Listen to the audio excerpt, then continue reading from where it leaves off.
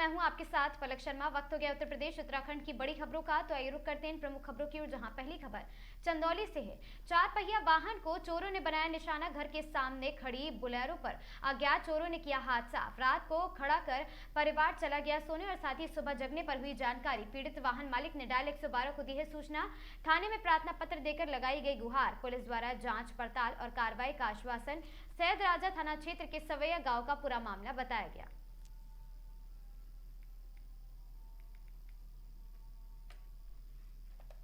Sir, हमारा नाम रण बहादुर सिंह है। समैया पटदारी के रहने वाले हैं। क्या घटना हुआ, क्या हुआ? हमारे मकान पर हमारी गाड़ी बोलेरो खड़ी थी। गाड़ी नंबर है BR 24B3695। हमारे दरवाजे से गाड़ी गायब हो गई। कैसे पता चला आपकी गाड़ी गायब? सुबह जब जाके हैं 5 बजे तो मालूम हुआ है। कब की घटना है? कितने बजे आप गाड़ी खड़ा किए? कब चोरी हुई? 8:30 बजे हमारी गाड़ी खड़ी हुई थी, और उसके बाद हम लोग 11 बजे तक जागे हुए थे। उसके बाद चले गए खाना पीना खाकर घर पर सोने के लिए। उसके बाद जब सुबह 5 बजे जागे हैं तो देखा है हमारे मकान पर गाड़ी नहीं है। आप पुलिस के यहाँ गए थे? इसकी सूचना आपने पुलिस को दी? हम 112 पर सूचना सर दिए थे सुबह। उसके बाद नजदीकी थाने में फिर नज़दीकी थाने में जाकर हम एप्लीकेशन डाले हैं। क्या कुछ आश्वासन मिला है? आश्वासन हम लोग को दिए हैं कि आगे कार्रवाई हम लोग करेंगे। क्या चाहते हैं? हम यही चाहते हैं कि हमारी गाड़ी मिल जाए और कार्रवाई हो जल्द से। खबर चंदौली से है, जहां खुशबू किन्नर के साथी घूम रहे। बाहर मुकदमा दर्ज होने के बाद भी पुलिस नहीं डाल रही है हाथ। आपको बता दें कि वो अभिषेक ने अपने साथ और साथी व्यवस्था पर उठाए हैं सवाल, और साथ ही उसने बोला है जान को भी खतरा है। आपको बता दें बिलुआ थाना प्रभारी को नहीं मालूम है कि धीरेन्द्र सिंह अंकित और साथी बाबूलाल विश्वकर्मा पर किन धाराओं में दर्ज है मुकदमा। बलुआ थाना क्षेत्र के सराय गांव निवासी अभिषेक सिंह टिंकू ने खुशबू किन्नर और साथी ब्लास्ट मामले में गंभीर आरोप लगाए हैं। उनका कहना है कि इस मामले में उन्हें और उनके परिवार पर झूठा आरोप लगाकर फंसाया गया है, जबकि असली आरोपी धीरेन्द्र सिंह अंकित और साथी बाबूलाल विश्वकर्मा अभी भी खुले घूम रहे हैं। उनकी गिरफ्तारी नहीं हुई है।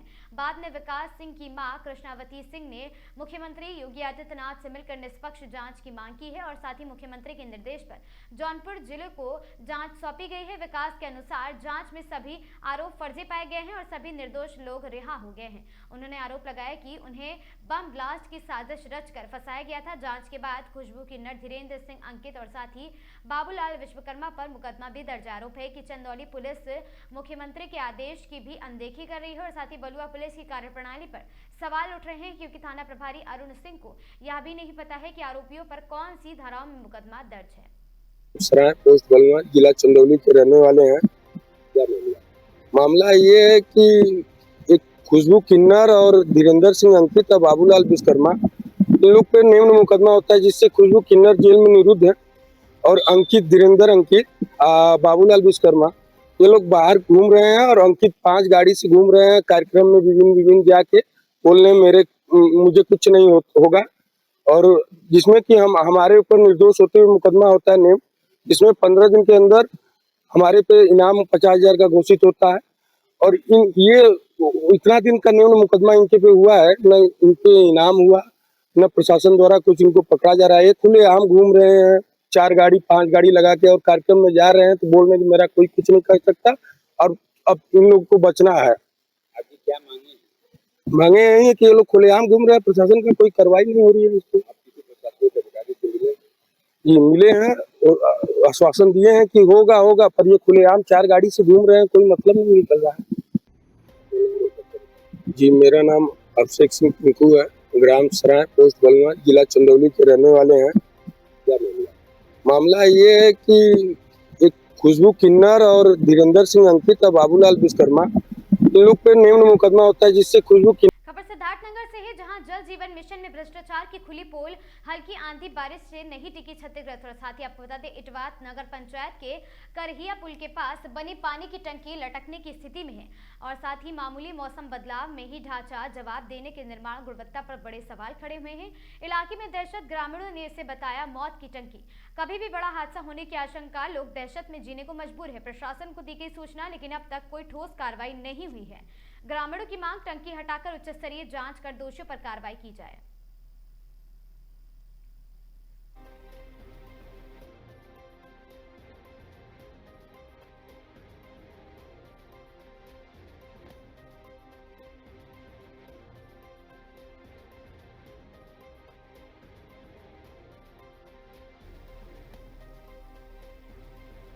बहराइच जनपद के फखरपुर विकास खंड अंतर्गत ग्राम पंचायत अम्बा तेतारपुर में विकास के दावे जमीनी हकीकत से कोसों दूर नजर आ रहे हैं। अम्बा गांव की मुख्य संपर्क सकल हल्की सी सड़क बारिश में ही तालाब का स्वरूप ले लेती है, जिससे आवागमन पूरी तरह बाधित हो जाता है।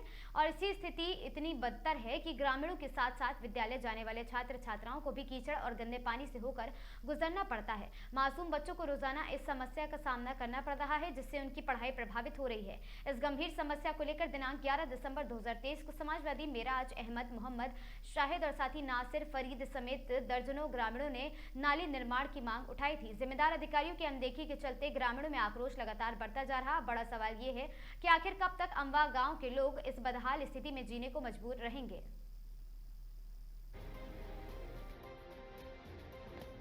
नाम है आपका?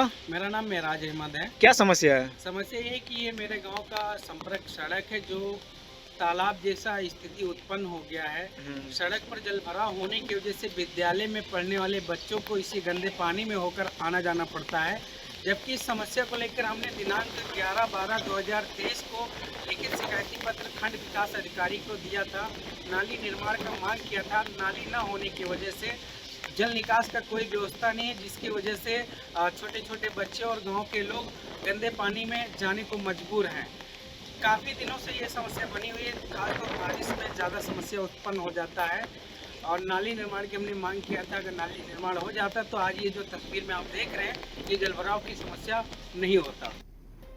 खबर प्रतापगढ़ से है, जहां विधवा महिला ने बेटे पर फर्जी मुकदमा लिखवाए जाने का आरोप लगाया है। रंजिश के कारण फर्जी मुकदमा लिखवा कर रहे उत्पीड़न विपक्षी ने मारने पीटने, अवैध वसूली व फिरौती का आरोप लगाया है। विपक्षी ने घटना का समय 8:30 दिखाया है, जबकि बेटा मस्तन दुकान पर मौजूद था। दुकान में लगी सीसीटीवी फुटेज में शिकायतकर्ता का बेटा मौजूद है। विपक्षी अमित जायसवाल पर काल्पनिक मुकदमा लिखवाने का आरोप है। महिला ने मुकदमे की निष्पक्ष जाँच कराने की मांग की। अंतु थाना के बिहारगंज बाजार इलाके का मामला पूरा बताया जा रहा।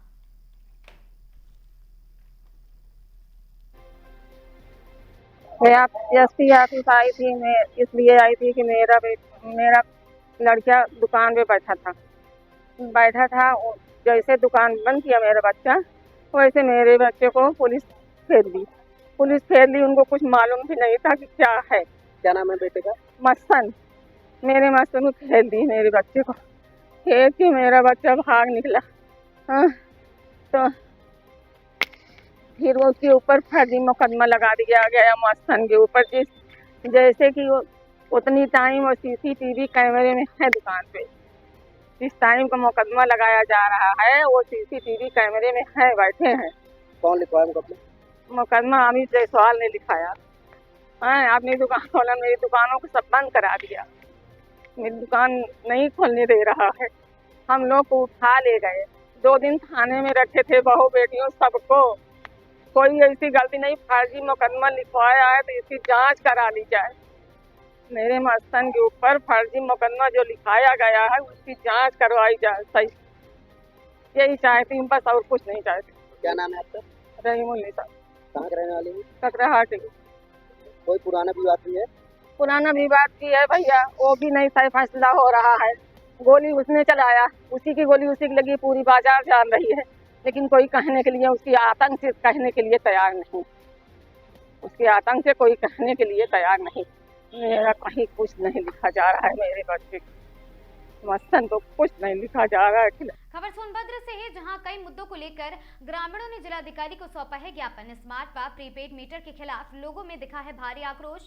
हजारों के बिजली बिल आने से गरीब तबका परेशान है। आदिवासी व गरीब वर्ग सबसे ज्यादा प्रभावित है। आधुनिक युग में भी विकासखंड के कई टोले अब भी बिजली सुविधा से वंचित है। जहाँ बिजली है वहाँ भी आपूर्ति अनियमित, ऊपर से गलत बिलिंग से परेशान ग्रामीण। अमवार बांध बनने के बाद कनहर नदी सूखने की ग्रामीणों में की शिकायत। पानी के लिए तरस रहे लोग और पशु पक्षी। डैम से सप्ताह में पानी छोड़ने की मांग है और साथ ही कई टोलों में हैंडपंप और साथ ही बोरिंग तक नहीं है। पहाड़ी पानी पीने को मजबूर है ग्रामीण और साथ ही प्रचंड गर्मी को देखते हुए समस्याओं के समाधान को लेकर प्रशासन से गुहार लगाई गई। ओबरा तहसील के चोपन ब्लॉक की कोटा ग्राम पंचायत में समस्याओं का अंबार को लेकर ग्रामीण परेशान है।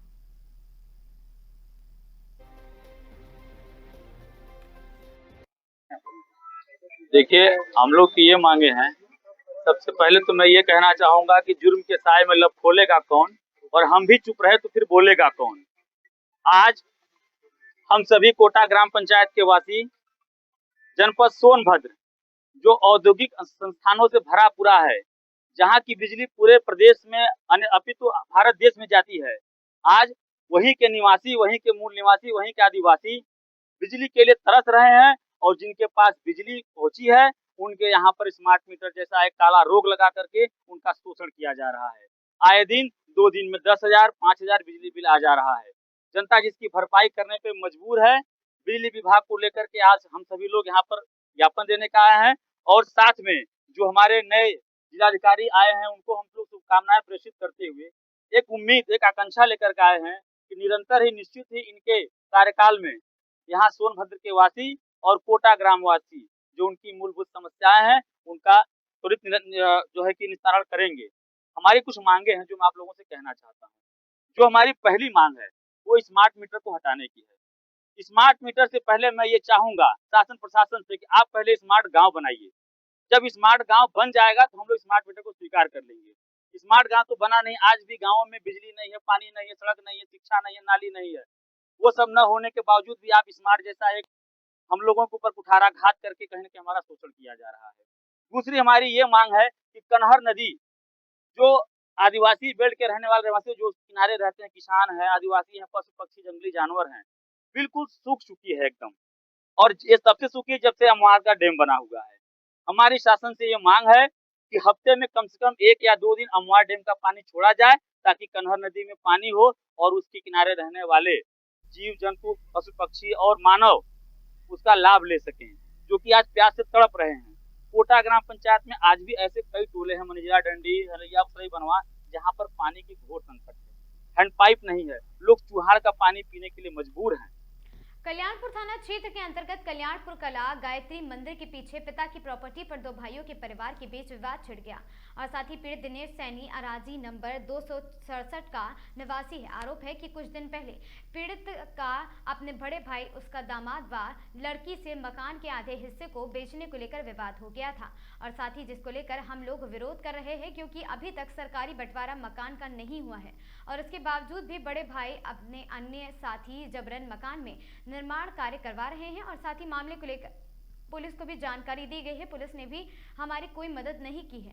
मकान को लेकर मेरे परिवार पर जान का खतरा बना हुआ है और वहीं मामले को लेकर पीड़ित का आप बीती बताते हुए उसने सोशल मीडिया वीडियो वायरल कर दिया है। मामले में थाना प्रभारी कल्याणपुर संतोष कुमार ने जानकारी देते हुए बताया कि प्रॉपर्टी को लेकर विवाद है। न्यायालय का मामला बिना कोई आदेश के कार्रवाई नहीं हो सकती है।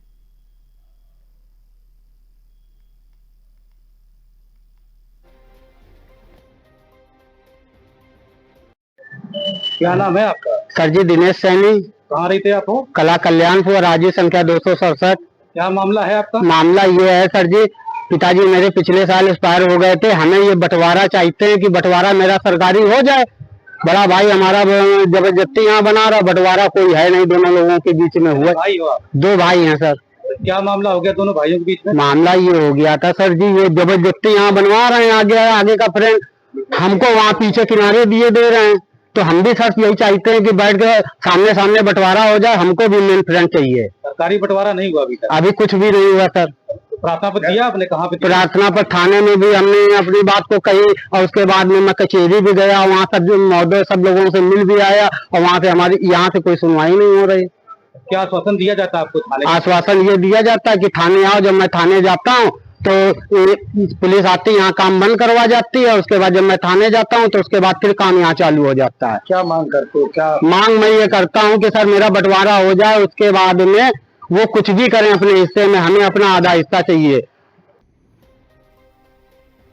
कानपुर के प्रसिद्ध गंगा बैराज स्थित अटल घाट में Mulayam Singh youth brigade Samajwadi party के जिला अध्यक्ष सौरभ सिंह के नेतृत्व में कार्यकर्ताओं द्वारा घाट पर विशेष सफाई अभियान चलाया गया।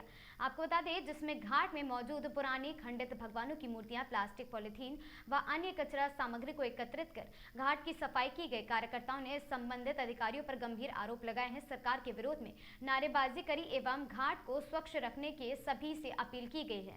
जिला अध्यक्ष सौरभ सिंह ने कहा है कि सरकार अपनी जिम्मेदारियों से भाग रही है, इसीलिए हम लोगों ने इस घाट की सफाई का कार्य शुरू कर दिया है। अधिकारियों की नजर इस पर नहीं पड़ रही है। भाजपा सरकार झूठे दावे करती है और उसकी सभी योजनाएं फेल भी रहती हैं।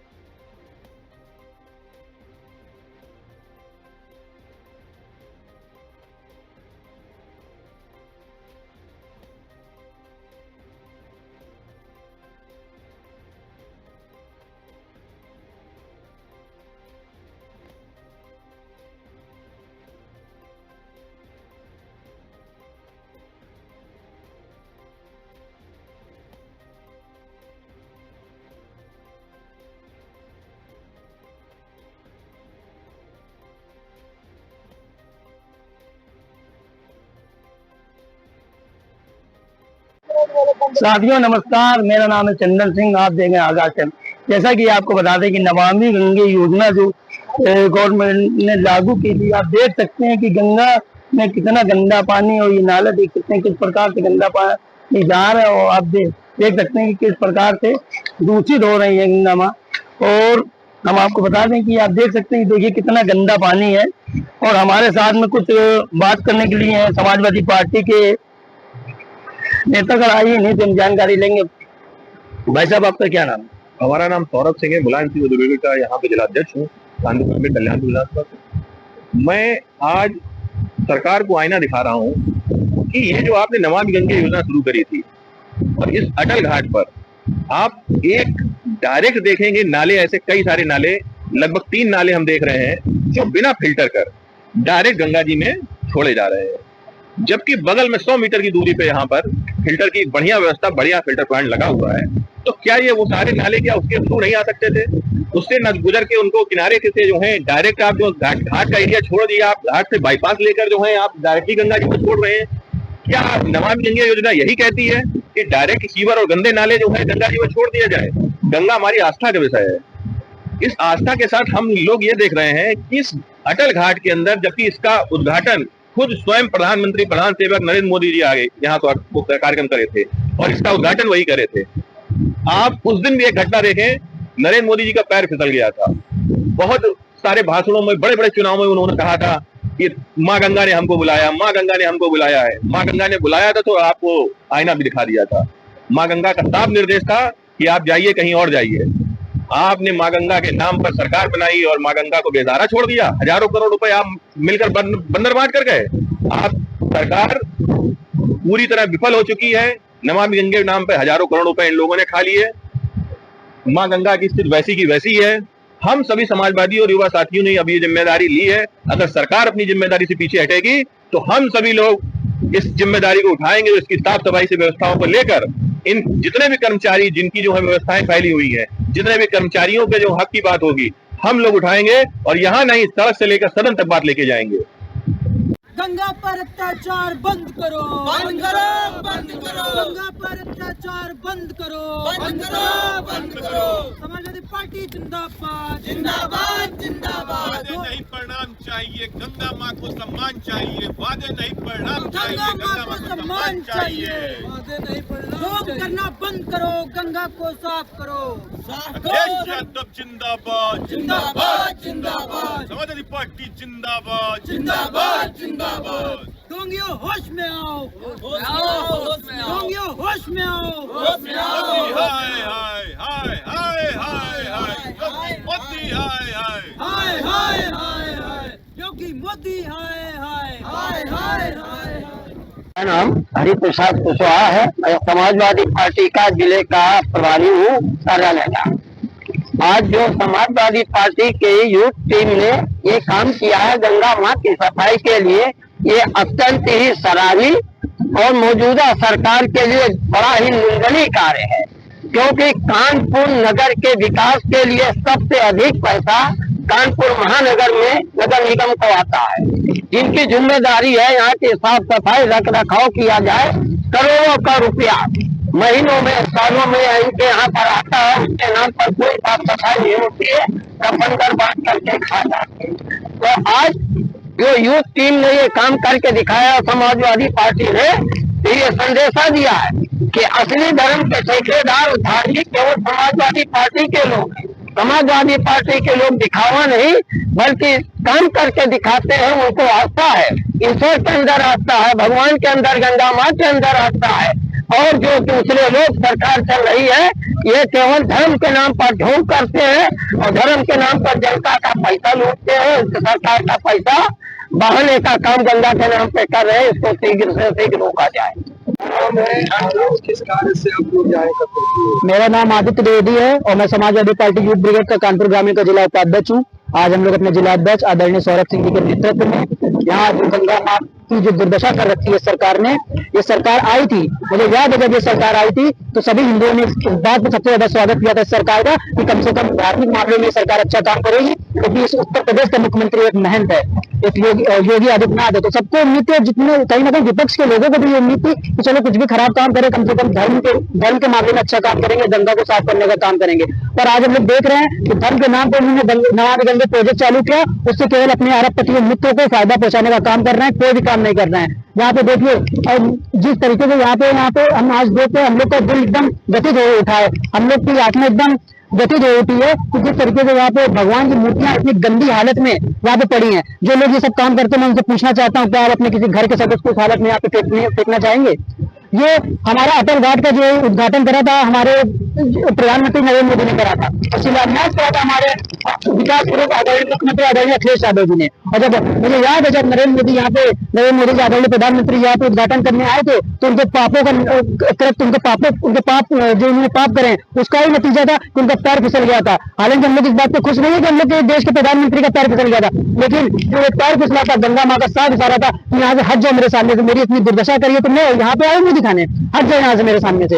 तो इसलिए हम लोग यहाँ पे आए, हम लोग सरकार से अपील करते हैं कि यहाँ पे उचित व्यवस्था करी जाए, एक अब चाहे कर्मचारी रखने पड़े चाहे जो करने पड़े, उचित व्यवस्था करी जाए जिससे इस तरीके से यहाँ गंदगी ना फैलाई जाए। बड़ी बड़ी बातें करते, बड़े बड़े प्रोजेक्ट लाते हैं, नाले यहाँ पे कहते कि नाले यहाँ पे गिरना बंद हो जाएंगे, उस तरीके से डाइवर्जन करेंगे। तो छोटा सा काम तो कर नहीं सकते कि यहाँ पे कर्मचारी लगा दी जाए तो कम से कम ये सब चीजें साफ करते रहे। और जो लोग इस तरीके से अंधविश्वास के नाम पे यहाँ पे मूर्तियां फेंकते हैं उनको रोकने का काम करें, और जो थोड़ी बहुत गंदगी किनारे हो रही उसको रोज सफाई करने का काम करें। ये तक तो हो नहीं पा रहा, बड़ी बड़ी बातें करते हैं। इसी के साथ में अपने खबर सोनभद्र से, जहां स्मार्ट मीटर के खिलाफ किसान नौजवान संघर्ष मोर्चा का जोरदार प्रदर्शन हुआ। सैकड़ों कार्यकर्ता जिलाधिकारी कार्यालय पहुंचे, 7 सूत्रीय ज्ञापन सौंपा। संयोजक संदीप मिश्रा बोले, स्मार्ट मीटर जनता की जेब पर सीधा डाका है। स्मार्ट मीटर हटाने, मजदूरी भुगतान और साथ ही गेहूं खरीद जांच की उठाई मांग। हर घर नल योजना की जांच और साथ ही टैंकर से पानी सप्लाई की मांग की गई। मेडिकल कॉलेज की अव्यवस्था सुधारने को निगरानी और साथ ही समिति बनाने की अपील की है। नहर खोलने और साथ ही डैम मार्ग खोलने की भी मांग उठाई गई। मांग पूरी नहीं होने पर आंदोलन तेज करने की भी चेतावनी दे दी गई है।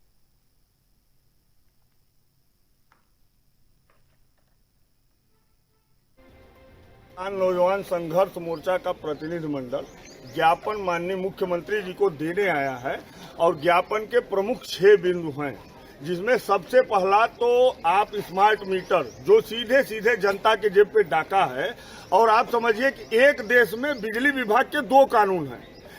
यही उत्तर प्रदेश में स्मार्ट मीटर अनिवार्य है जनता के जेब पे डाका डालने के लिए, वहीं गुजरात में स्मार्ट मीटर विकल्प के रूप में है।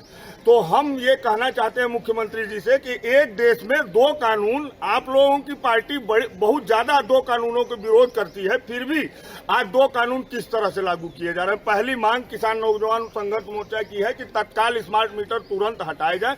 दूसरी, मेडिकल कॉलेज में जो भी दुर्व्यवस्था फैली है इसको लेकर के किसान नौजवान संघर्ष मोर्चा एक ही बात कहता है, जब से मेडिकल कॉलेज अपना हॉस्पिटल मेडिकल कॉलेज को गया है सीएमओ के अधीन नहीं रहा, इसलिए डीएम के मौजूदगी में एक निगरानी समिति बनाई जाए जो कि हर महीने उसकी समीक्षा करे और वहां की व्यवस्थाओं को दुरुस्त करे।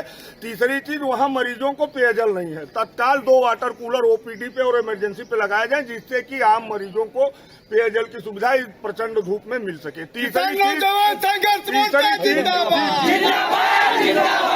तीसरी बात, एक ही बात मैं और कहना चाहता हूं कि पूरे जनपद में किसानों का गला रेता जा रहा है और ये सहकारी समिति और ये पीसीएफ वाले दोनों में आपस में कंपटीशन चल रहा है। 50 किलो गेहूं की भर्ती होनी चाहिए, उसके बावजूद 52 किलो 53 किलो की भर्ती हो रही है। मैं जिलाधिकारी से आग्रह करता हूं कि पूरे जनपद के क्रय केंद्रों का एक बार निरीक्षण कर लें और तत्काल देखें कि स्थिति क्या है। चौथी मांग हमारी जो है, जनपद के हर गांव में हर घर नल योजना पूरी तरह से फेल है, इसको देखते हुए तत्काल रूप से टैंकर से पेयजल उपलब्ध हर गांव में कराया जाए। चूंकि जनपद सोनभद्र पहाड़ी होने के साथ साथ दुरूह रास्ते हैं और गांव में एक गांव में बोर आज के डेट में पूरी तरह से फेल है और हर घर नल योजना तो इस सदी का सबसे बड़ा भ्रष्टाचार है। खबर वाराणसी से है, जहां 5 राज्यों में हुए विधानसभा के चुनाव का मतगणना का रुझान आने के बाद भारतीय जनता पार्टी में उत्साह का माहौल देखने को मिला है। ऐसे में आज काशी में उत्साहित भारतीय जनता पार्टी के कार्यकर्ताओं ने अनोखा बैनर लेकर जश्न मनाया। बैनर में ममता बनर्जी को कलयुग का राक्षसी दर्शाया गया है। भारतीय जनता पार्टी के युवा मोर्चा के जिला ने कहा है कि जिस तरह त्रेता युग में भगवान श्री राम ने ताड़का का वध किया था और द्वापर युग में भगवान श्री कृष्ण ने पूतना का वध किया था और आज कलयुग चल रहा है, तो नरेंद्र मोदी ने ममता बनर्जी का राजनीतिक वध कर दिया है।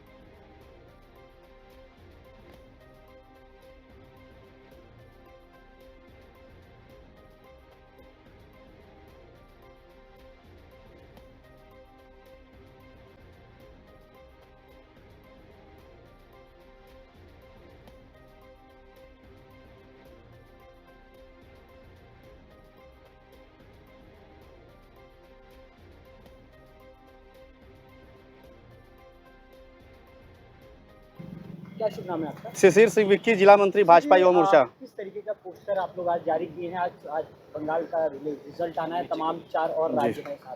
आज जो ऐतिहासिक जीत बंगाल में हमारी हुई है, आज हम लोग को लग रहा है कि बंगाल में लोकतंत्र आज मतलब पारित हुआ है। इससे पहले वहाँ पे लोकतंत्र नहीं था, क्योंकि वहाँ ममता जी ने जो आज तक अत्याचार हिंदुओं पर किया था, आज वहाँ के हम सबसे पहले वहाँ के हिंदू भाइयों को और वहाँ की जनता को बहुत बहुत बधाई देना चाहते हैं ऐतिहासिक जीत के लिए। किस तरीके का युग आपने दर्शाया है? 3 युग आपने दर्शाया अपने बैनर। ये आप देख सकते हैं, जब त्रेता युग था तो श्री रामचंद्र जी ने सबसे पहले ताड़का का वध किया था, वो भी एक राक्षसी थी, महिला थी।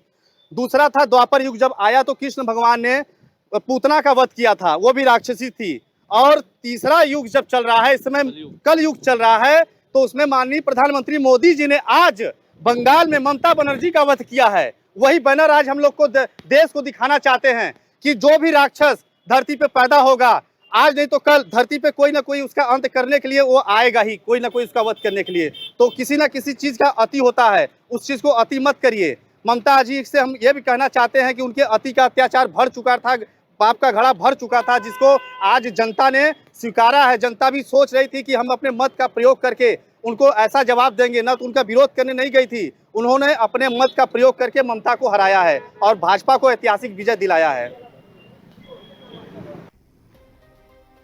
गाजीपुर जनपद में मुख्तार अंसारी गिरोह और उसके सहयोगियों के खिलाफ पुलिस ने बड़ी कार्रवाई की है।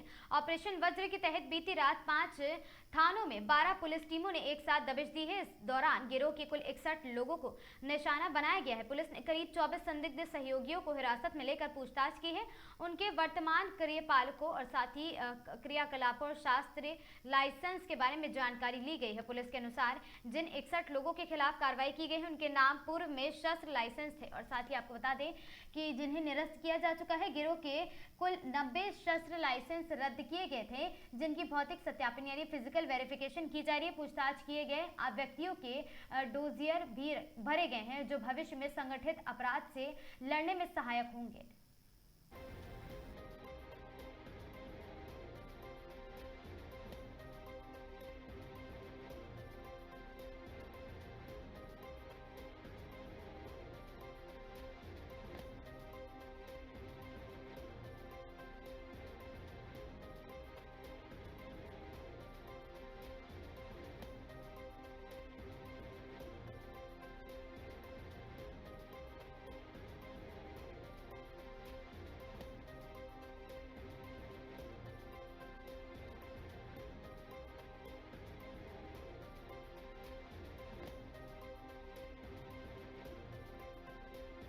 सर एक बड़ी छापेमारी की गई है, क्या है पूरा घटना?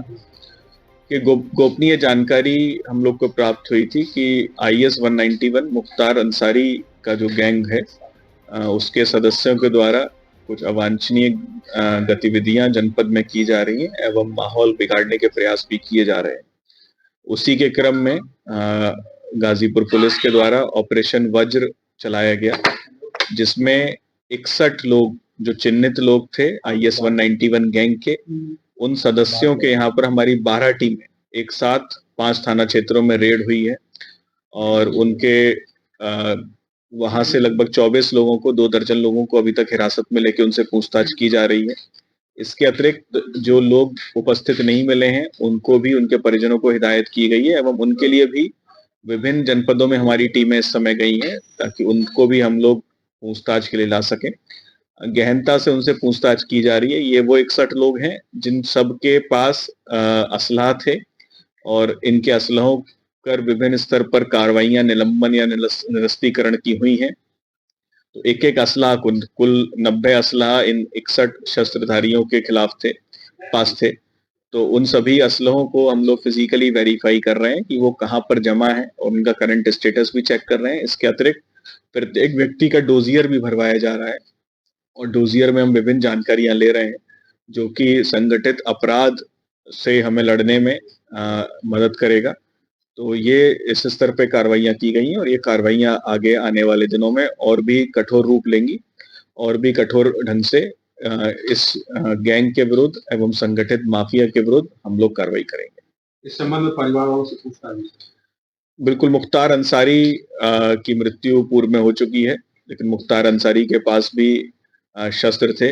उन शस्त्रों के विषय में एवं अफसा अंसारी जो कि हमारी वांछित इनामिया है इस समय 50,000 की, उसके विषय में हमारी टीमें गई थी और मुख्तार अंसारी के परिजनों से गहनता से इसमें पूछताछ की गई है और कई अहम जानकारियां हमें मिली हैं और जल्दी हम सब चीज़ों को कर रहे हैं, इकट्ठा कर रहे हैं। जो भी हमें सबके डोजियर्स भरे जा रहे हैं और भी लोगों से पूछताछ की जा रही है। जो भी जानकारी हमें मिलेंगी हम उसको इस्तेमाल करके और भी कठोर कार्रवाइयां भविष्य में इस गैंग के सदस्यों के विरुद्ध एवं संगठित माफिया के विरुद्ध करेंगे। कितने टीमें थे, कितने थाने? कुल 5 थाने हमारे इसमें इन्वॉल्व थे और 12 टीमें हमारी इस पूरे ऑपरेशन में, ऑपरेशन वज्र में इन्वॉल्व थी। इसमें नामे भी हैं सर? इसमें 24 मैंने बताया आपको, 2 दर्जन लोगों को हिरासत में लेकर उनसे पूछताछ की जा रही है। हरिद्वार में 7 मई को आयोजित होने वाले राष्ट्रीय कृमि मुक्ति दिवस को लेकर स्वास्थ्य विभाग ने तैयारियां तेज कर दी हैं। मुख्य चिकित्सा अधिकारी डॉक्टर RK सिंह की अध्यक्षता में आयोजित जिला समन्वय समिति की बैठक में जनपद में 1 से 19 तक के आपको बता दें कि 1 से 19 वर्ष तक के सभी 7,12,000 बच्चों को, किशोरों को एल्बेंडाजोल दवा खिलाने का लक्ष्य केंद्र किया गया है। ये दवा स्कूलों और आंगनबाड़ी केंद्रों पर किया जाएगी वितरण और साथ ही जबकि छूटे हुए बच्चों को 14 मई को मॉप अप दिवस पर खिलाया जाएगा ये दवा।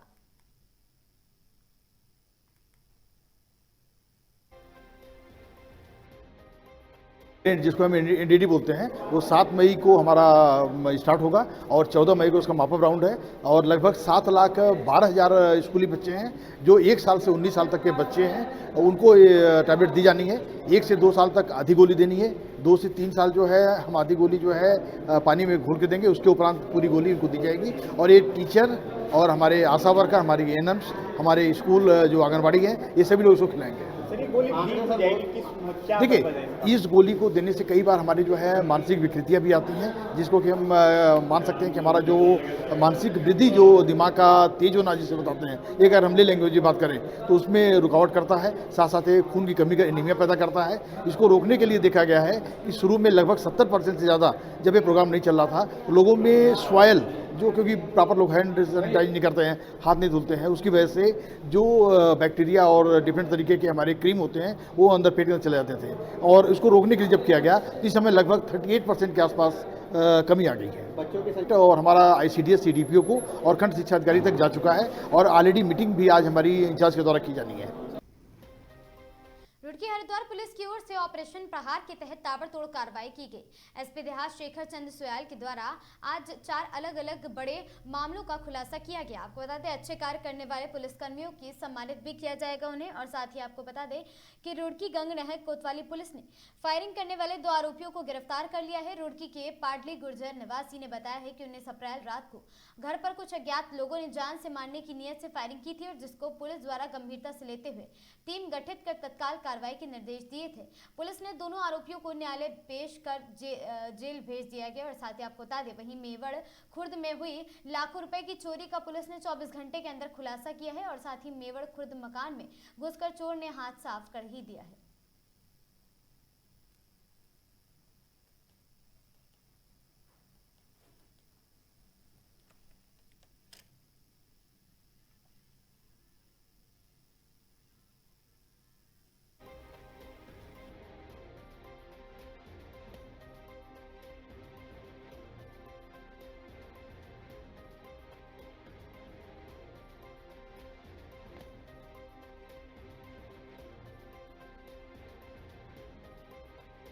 तब से नहीं, मेवड़ कला से। हमारे यहाँ पे 29 तारीख में चोरी हो गई थी दिन के मामले में, तो उसको फिर पकड़ा है और हमारे जो सामान था वो चोरी हो गया था, वो भी मिल गया है 29 तारीख का। हाँ जी, उसमें हमारे कुछ गहने थे और कुछ रुपए थे, नकदी थी कुछ। सब अच्छा है, जो पिरान क्लियर की टीवी में पूरी टीम है, उन्होंने बहुत अच्छा मेहनत की है, बहुत साथ दिया है अच्छे से। इन्होंने 24 घंटे के अंदर अंदर हमारा चोर को पकड़ लिया है उन्होंने। हाँ, बरामद है, पूरा का पूरा सामान है बरामद, उसमें कोई वो नहीं है।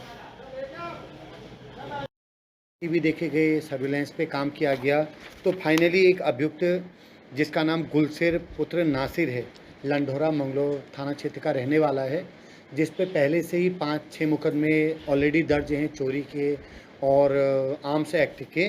तो इसको 100% माल के साथ रिकवर कर रखा है। तो एक अच्छी सफलता थाना कल्याण ने चोरी के मामले में रिकवर की है। अब अभी अभियुक्त से हम फिर पूछताछ कर रहे हैं कि ये और अगर किसी मामले में इन्वॉल्व है तो हम उसके बारे में जानकारी। थाना रुड़की में मॉर्निंग आवर में करीब 10-11 बजे सोदबी चौकी मोहल्ले में एक फायरिंग की घटना हुई थी, जिसमें जो व्यक्ति है हमारे पीड़ित गुलशेर, इन पे किसी अज्ञात हमलावरों ने फायर झोंका था। इन पे चोट तो नहीं लगी, लेकिन तय था कि फायर इनको मारने के लिए हुआ था। तो इन्होंने कुछ लोगों पर संदेह जाहिर किया था। इंस्पेक्टर रुड़की प्रदीप बिष्ट, उनके नेतृत्व में टीम बनी थी। SSI और प्रदीप बिष्ट जो दोनों हैं, उन्होंने अलग अलग टीमों से लगातार पूछताछ करी, मुखबिरों से पूछताछ करी। तो फाइनली 2 लोग, उन चारों में से 2 लोग भाई हथियार हमको मिले हैं, जिसमें हमको 315 बोर का एक तमंचा, जिंदा कारतूस मिले हैं। और ये जो अभियुक्त है, अभियुक्तों के नाम आसिफ पुत्र आज़ाद और साकिब पुत्र रियाजुल हैं। एक पाडली गुजर का रहने वाला है, दूसरा आसिफ जो है मुजफ्फरनगर का रहने वाला है। इनके बारे में पहले भी कुछ शिकायतें मिली थी और ये हमने रंगे हाथों इनको पकड़ा है। इनके क्रिमिनल हिस्ट्री और इनके जो और क्या एक्ट कर रहे थे, बाकी 2 लोगों का इसमें क्या इन्वॉल्वमेंट है, उस पर हम आगे कार्रवाई कर रहे हैं। तो 10 घंटे में पुलिस ने इस केस को वर्कआउट किया, तो पूरा थाना तारीफ के काबिल उन्होंने काम कर रखा है। और नहर में 2 बड़ी घटनाओं का आज हम खुलासा करने जा रहे हैं। आज से करीब 10 दिन पहले पाडली गुज्जर में एक फायरिंग की घटना हुई थी, जिसमें वादी ने तहरीर दी, इमीडिएट के एक मुकदमा लिखाया गया था। मुकदमा लिखने के बाद उसमें 2 लोग सस्पेक्टेड बताए गए थे, जिनके जो नाम हैं वो मैं आपके सामने रख रहा हूँ, जिसमें एक सौरभ उर्फ बल्ली है और दूसरा शोएब है। इन दोनों पर चूंकि इनके बारे में भी इनका जो कंडक्ट है वो आमजन में सही नहीं था, एक सीरियस चैलेंज हमारे लिए था। तो थाना इंस्पेक्टर मणिभूषण और उनके जो एसएसआई हैं उनके नेतृत्व में 2 टीमें बनाई गई। हमारे सीओ साहब पूरी टीमों को लीड कर रहे थे, सर्विलेंस पे और मुखबिरी पे काम किया गया। तो फाइनली दोनों अभियुक्त हमको मिले हैं और दोनों के क्रिमिनल हिस्ट्री के बारे में हम जानकारी ले रहे हैं। तो पिछले काफ़ी दिनों से आप लोग या कई लोगों ने हमें इन लोगों के बारे में बताया था कि साहब इनका अरेस्ट होना बहुत ज़रूरी है। तो 1 हफ्ते के भीतर दोनों अभियुक्तों को आज हम जेल में भेजें और क्रिमिनल हिस्ट्री अन्य चीज़ें जो हैं उसके बारे में जानकारी ली जा रही है। पास से जिस तमंचे से फायर हुआ, जो हमको खोखा मिला था, वो तस्दीक हो रहा है, बाकी हम आगे और पड़ताल कर रहे हैं। गंगनहर थाना क्षेत्र में कल एक सूचना एक पीड़ित ने हमको दी। पीड़िता जो 17 साल के कहीं फैक्ट्री में काम करती हैं, वो अपने परिजनों के साथ आई थी। उन्होंने कहा कि एक व्यक्ति जो उनको बहला फुसला करके कहीं लेके गया, उसने उसके साथ गलत काम किया और ये संदेह व्यक्त किया कि कुछ और लोग भी उसके साथ हो सकते हैं, क्योंकि वो नशे की स्थिति में उसने अपने आप को पाया। तो इमीडिएट इसमें मुकदमा लिखा गया और कल रात जिस व्यक्ति पे उन्होंने संदेह जाहिर किया था कि ये मेरा दोस्त है, ये इसका मास्टरमाइंड है, उसको हमने पकड़ा। हमारी जो सीसीटीवी फुटेज थी, सर्विलेंस टीम थी, इससे इस बात की पुष्टि हुई है कि वो व्यक्ति अकेला इस पूरे घटनाक्रम को अंजाम दे रहा था और पीड़िता ने भी अब इस बात को तस्दीक किया है। तो फाइनली करीब 15 घंटे के भीतर एक बड़ा जो दुष्कर्म का मामला था, उसके अभियुक्त को हमने पकड़ा है। अभियुक्त का नाम कार्तिक तोमर पुत्र कमल कुमार है, जो नन्हेड़ा अनंतपुर भगवानपुर का रहने वाला है। तो 4 बड़े मामलों का आज खुलासा था। मैं सीओ रुड़की जो अभी अभिनव चौधरी, उनके नेतृत्व में अपने तीनों इंस्पेक्टरों को रियली में शाबाशी दूंगा कि पब्लिक में एक अच्छी छवि आपने इस वर्कआउट से दी है। आप सबको बहुत बधाई। यस, ये एक अच्छा प्रश्न है। इससे पहले आपने देखा होगा करीब 1 महीना पहले गंगनहर थाने से ही एक अभियुक्त को कई सारे अवैध तमंचों के साथ पकड़ा था। अब इनका अभी ये कहना है, जो हमारी पूछताछ में पता लगा, ये लोग मुजफ्फरनगर या मेरठ से अवैध असले लेके आते हैं और इस पूरे केस के साथ हम इसमें और धाराएं बढ़ा करके अवैध असले का भी एक मुकदमा दर्ज करेंगे, जो पुलिस की तरफ से होता है। और ये कहाँ से लेके आ रहे हैं, क्या लेके आ रहे हैं, हम इसमें पड़ताल करेंगे और जैसी चीज़ें पुष्टि होती है वो कहीं से भी, कहीं का भी व्यक्ति, उसको हम अपनी विवेचना का हिस्सा बनाएंगे।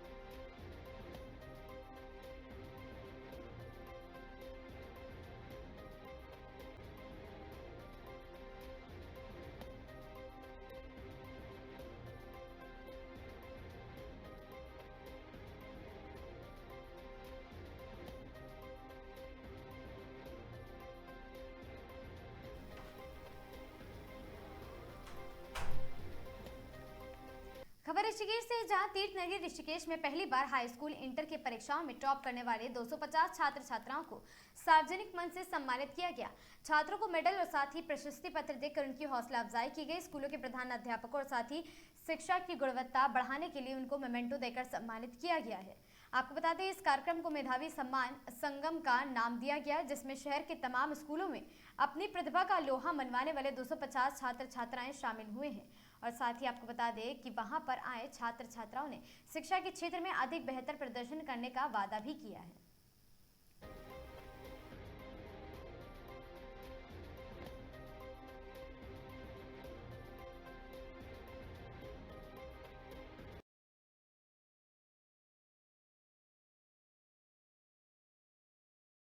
कि हमारे ऋषिकेश में बड़ी संख्या में बच्चों ने टॉप किया है और मुझको लगता है पहले मैं एक एक बच्चों के घर जा रहा था, लेकिन मुझे लगा कि एक एक बच्चे के घर में जा नहीं पाऊंगा, बहुत सारे बच्चे छूट रहे थे जो मेरी टच में भी नहीं थे।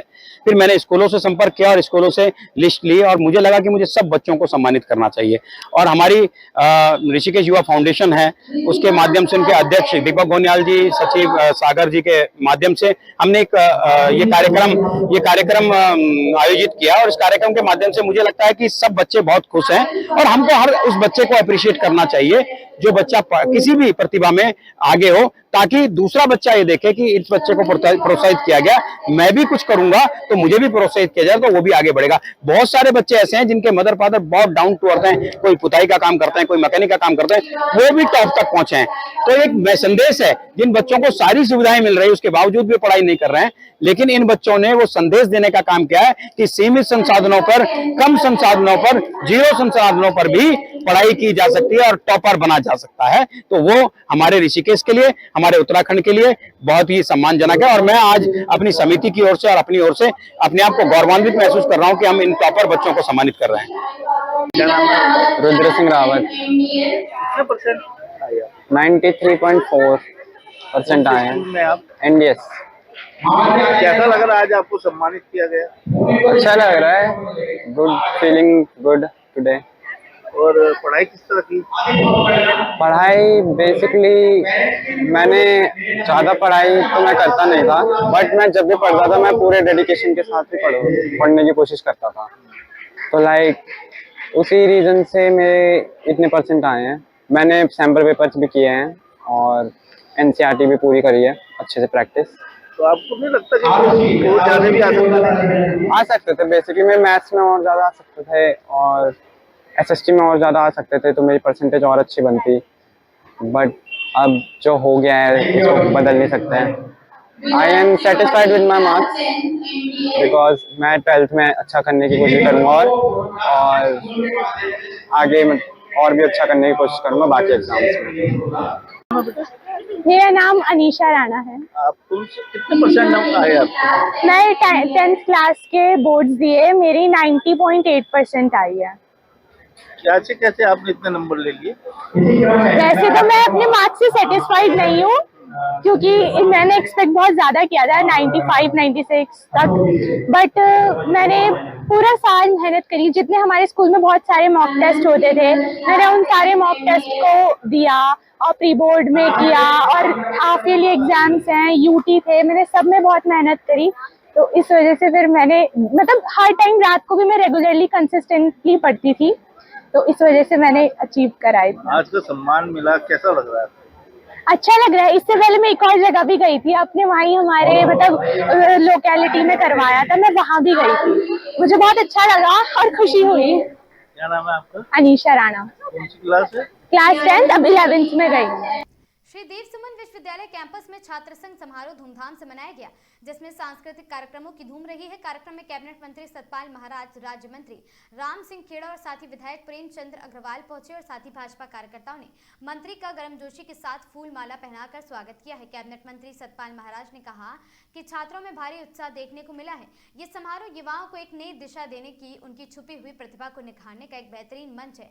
सरकार युवाओं के सर्वांगीण विकास और उनके उज्जवल भविष्य के लिए निरंतर प्रयासरत है।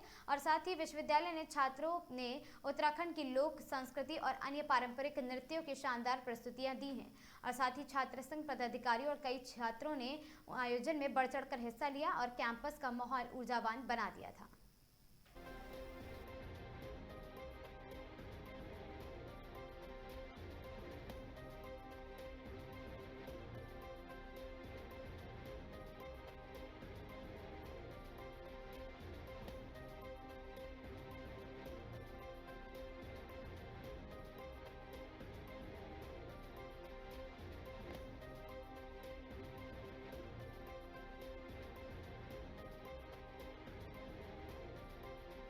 अध्यक्ष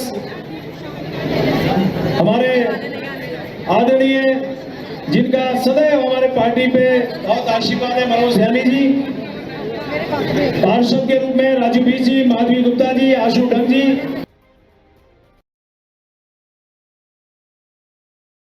रहा हो और छात्रों से मेरा एक परिवार का रिश्ता रहा है, छात्र छात्राओं से एक आत्मीयता का रिश्ता रहा है। इसलिए छात्र संघों के जो भी वार्षिकोत्सव या सम्मेलन या दूसरे कार्यक्रम होते हैं वहाँ पर समय मिलने पर मैं पहुँचने का प्रयास करता हूँ। आज श्रीदेव सुमन विश्वविद्यालय ऋषिकेश में वार्षिकोत्सव में मैं यहाँ पर पहुँचा हूँ। निश्चित रूप से यहाँ के छात्र संघ के पदाधिकारियों ने एक ऐतिहासिक वार्षिकोत्सव यहाँ पर रखा है। कई प्रदेश के कलाकार यहाँ पर पहुँचे हैं और मैं यहाँ के छात्र संघ के पदाधिकारियों को और सभी यहाँ के प्रोफेसर्स को, डायरेक्टर को, सभी शिक्षक वृंद को बधाई देना चाहता हूँ कि एक सुंदर कार्यक्रम का इनके द्वारा आयोजन किया गया। निश्चित रूप से छात्र संघ आने वाली जो पीढ़ी है उसका नेतृत्व करते हैं। छात्र संघ राजनीति की एक पीढ़ी होती है और एक प्राइमरी पाठशाला के रूप में छात्र संघ होते हैं राजनीति की। तो इसलिए निश्चित रूप से इन्होंने कल को समाज का और इस प्रदेश का, देश का नेतृत्व करना है। इसलिए मैं अपने छात्र संघ के पदाधिकारियों के बीच यहाँ पर पहुँचा हूँ और सुंदर कार्यक्रम यहाँ पर छात्र छात्राओं के द्वारा आयोजित किया गया है। मैं सबको समस्या बताई गई थी यहाँ पर एक नाले के पीछे जमीन का उसका हाँ, एक यहाँ पर पहले चारदीवारी नहीं थी। शहरी विकास मंत्रालय के माध्यम से यहाँ पर पूर्व में कार्य हुआ है और एक नाले की समस्या यहाँ पर छात्र संघ के द्वारा, यहाँ के प्रोफेसरों के द्वारा मुझे बताई गई। निश्चित रूप से मैं अधिकारियों को मैंने कहा है, यहाँ के नगर आयुक्तों को मैंने कहा है कि इसको देखें, इसमें क्या कार्रवाई हो सकती है उस दिशा में हम काम करेंगे। अभी मैं इसको पहले देख लेता हूँ, इसकी जानकारी एकत्रित कर लेता हूँ, उसके बाद मैं बताऊँगा कि क्या कर पाएंगे। लास्ट सवाल ये है कि प्रदेश भर सहित ऋषिकेश में इतनी से गोवंश से साथ में कूड़ा निस्तारण की समस्या बनी हुई है, तो आपने जिम्मा संभाला है तो किस तरीके से देख रहे हैं आप? क्या देखिए, प्रदेश में जो गोवंश की स्थिति है उसके लिए हम जगह जगह गौशाला बना रहे हैं। माननीय पुष्कर धामी जी के नेतृत्व में पूरे प्रदेश में कई जगह गौशालाओं का हमने निर्माण कर दिया है। कई जगह गौशाला बनाने की प्रक्रिया हमारी चल रही है। निश्चित रूप से गौ माता को हम उनके जो नगरों में, विभिन्न शहरों में गौ माता के लिए कोई आश्रम बने, उनके लिए माता के लिए गोधाम बने, उसके लिए गौशाला बने, उसके लिए हम लोग प्रयासरत हैं। हमने कई गौशाला बना दी हैं, गौ आश्रम बनाए हैं और यानी कि ऐसे जहाँ पर गौ माता को हम सुव्यवस्थित रूप से रख सकें उस दिशा में हम काम कर रहे हैं। कई गौशालाओं का निर्माण हमने कर दिया, कई जगह करने का प्रयास कर रहे हैं। और साथ ही जो कूड़े निस्तारण की बात आपने की है, हम इससे चाहे वो ऋषिकेश नगर हो, चाहे हमारा प्रदेश का कोई भी नगर निगम हो, चाहे नगर पंचायत क्षेत्र हो, नगर पालिका एरिया हो, सब जगह हम कूड़े निस्तारण की प्रक्रिया को आगे बनाने में काम कर रहे हैं। क्योंकि सभी जगह हमने कूड़े के निस्तारण के लिए एक क्राइटेरिया तय किया है कि कूड़ा एक जगह एकत्रित करें और वहाँ से गाड़ी के द्वारा, वाहन के द्वारा उसको एक जहाँ पर हमारा एक नगर निगम के द्वारा उसको एक निस्तारण स्पॉट बनाया है, वहाँ पर रखा जाए, जिससे कि उसको एक स्पॉट के रूप में उसको दूसरी जगह गाड़ियों के माध्यम से उसको हम रखें, जिससे कि नगर में जो गंदगी है, नगर में जो कूड़ा करकट है, उसको नगर की जो सफाई करने का जो हमारा अभियान है, जो हमारी नगर के स्वच्छता के प्रति जो हमारी सोच है, मोदी जी की सोच है, धामी जी की सोच है, उसी सोच के अनुरूप हम नगर को स्वच्छ, क्लीन और ग्रीन नगर बनाने की दिशा में काम कर रहे हैं। माननीय पुष्कर धामी जी के नेतृत्व में हर नगर को, हर नगर निगम को, हर नगर पालिका को हम ग्रीन और क्लीन बनाने की दिशा में काम कर रहे हैं। यूथ भी निकल करके टूरिज़्म को प्रोमोट करे, होम स्टे को जो है सहयोग दे और गांव-गांव में होम स्टे खुलेंगे तो निश्चित रूप में फ़ायदा होगा। और गांव के अंदर अगर युवा शक्ति मिलके काम करे तो ट्रैकिंग को हम बड़ा बढ़ावा दे सकते हैं और उससे हमारे उत्तराखंड में जो सुदूर इलाके हैं उसका अवलोकन करने को लोगों को मौका मिलेगा। हमारी बहुत सी यात्राएं होती हैं, उसके अंदर लोग सम्मिलित हो सकेंगे। तो बड़ा अच्छा ये एक कम से कम संवाद हुआ, हमने अपने विचार रखे और निश्चित रूप में वो सहयोग देंगे तो निश्चित रूप में उत्तराखंड का विकास होगा। बजरंग सेतु पे डेट दी जा रही है, शुरुआत नहीं हो रही है, उसको ओपनिंग नहीं हो रही। बजरंग सेतु इनॉग्रेशन को नहीं, वो हो जाएगा, वो होने वाला है। 4 धाम के अंदर मैं बताऊंगा कि 27,49,431 यात्रियों ने अपना पंजीकरण कराया है। ये बड़ी अच्छी हमारे पास संख्या आई है।